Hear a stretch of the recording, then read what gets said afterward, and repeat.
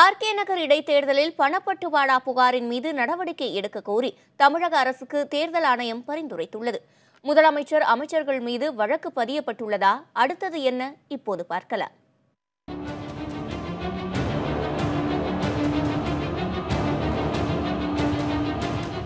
நீங்கள் பார்க்கும் இந்த ஆவணங்கள் தமிழக அரசியல் களத்தில் மீண்டும் புயலை கிளப்பியிருக்கிறது. கடந்த ஏப்ரல் மாதம் 7ஆம் தேதியன்று சுகாதாரத்துறை அமைச்சர் விஜயபாஸ்கரின் வீட்டில் நடந்த வருமான வரித்துறை சோதனையில் கைப்பற்றப்பட்ட ஆவணங்களே இவை.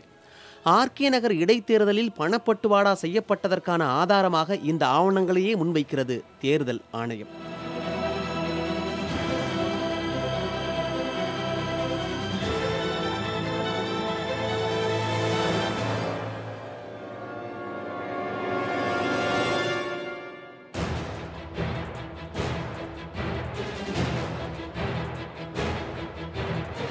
இந்த ஆவணங்களின் அடிப்படையில் தமிழக முதலமைச்சர் எடப்பாடி பழனிசாமி, டிடிவி தினகரன், அமைச்சர்கள் செங்கோட்டையன், வேலுமணி, செல்லூர் ராஜு, தங்கமணி, விஜயபாஸ்கர் ஆகியோர் மீது நடவடிக்கை எடுக்க தேர்தல் ஆணையம் பரிந்துரை செய்திருக்கிறது. கடந்த ஏப்ரல் மாதம் 18ஆம் தேதி தேர்தல் ஆணையம் தமிழக தலைமை செயலருக்கு எழுதிய கடிதம் தகவல் அறியும் உரிமை சட்டத்தின் கீழ் பெறப்பட்டுள்ளது. தேர்தல் ஆணையத்தின் பரிந்துரைப்படி முதலமைச்சர் உள்ளிட்டவர்கள் மீது இந்திய தண்டனை சட்டம் பிரிவு 171(b) கீழ் வழக்கு பதிவு செய்யப்பட வாய்ப்புள்ளது. வழக்கு பதிவு செய்கிறதுனால பிரமா ஃபேசி கேஸ்னு ஆங்கிலத்தில் சொல்லுவாங்க. மேலெழுந்த வாரியாக வழக்கு இருக்குது அப்படின்னு.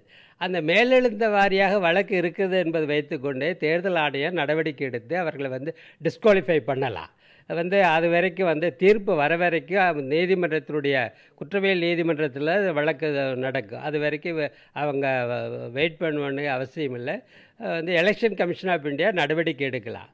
அல்லது குற்றம் சாட்டப்பட்டு ஒரு நிரூபணமானாக்கா அவங்க தேர்தலில் 6 ஆண்டுக்கு நிற்க முடியாது. இந்த விவகாரத்தில் இதுவரை நடவடிக்கை எடுக்க கோரி எழுத்துப்பூர்வமாக எந்த தகவலும் வரவில்லை என்று சென்னை காவல்துறை தரப்பில் விளக்கம் அளிக்கப்பட்டுள்ளது. சென்னை உயர்நீதிமன்றத்தில் இது தொடர்பான வழக்கு இன்று விசாரணைக்கு வருகிறது. வழக்கு பதியப்படுமா, நடவடிக்கை பாயுமா, காவல்துறை என்ன சொல்ல போகிறது என்ற கேள்விகளுக்கு இந்த வழக்கு விசாரணையின் பின்னர் பதில் கிடைக்கும். புதிய தலைமுறைக்காக செய்தியாளர் ரமேஷுடன் மகாலிங்கம் பொன்னுசாமி.